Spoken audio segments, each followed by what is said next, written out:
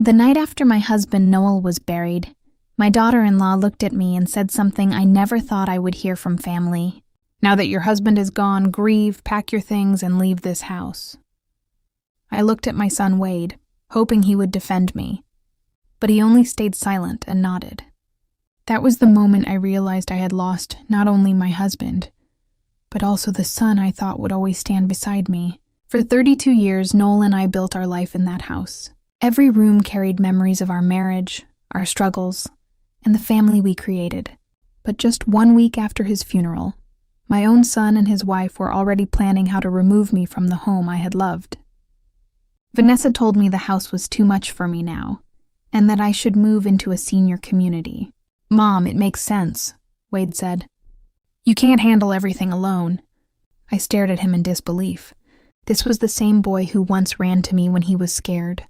Now he was watching his wife take away the only home I had left. Then Vanessa said the cruelest words. "This house was never really yours."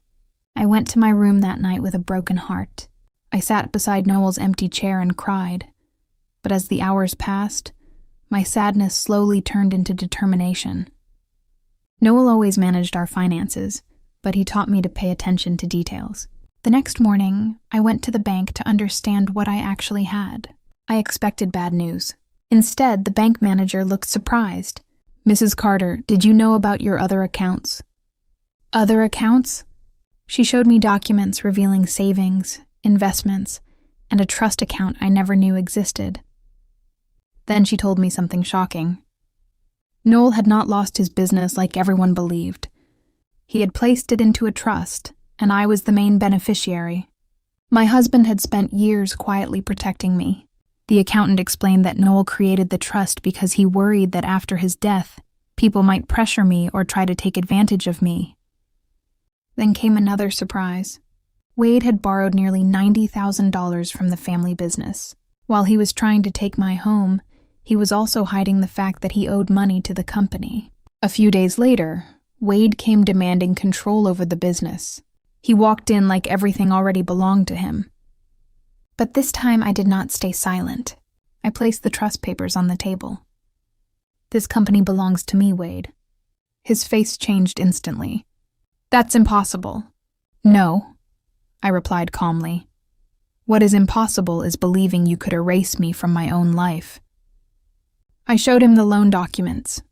"You also owe the company thousands of dollars." For the first time, my son looked ashamed. Months later, Wade and Vanessa accepted a repayment plan after realizing Noel had protected everything legally. I did not win because I kept the house or the money. I won because I finally found my voice. 6 months later, I moved into a small oceanfront cottage. It was not as large as my old home, but it was completely mine. Every morning I watched the waves and remembered the lesson Noel left me. Love does not mean allowing people to hurt you. Family does not mean accepting disrespect.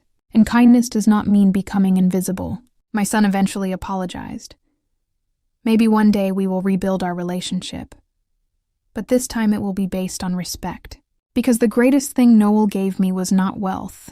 It was the courage to stand up for myself. And now, no one can ever make me feel like I do not belong.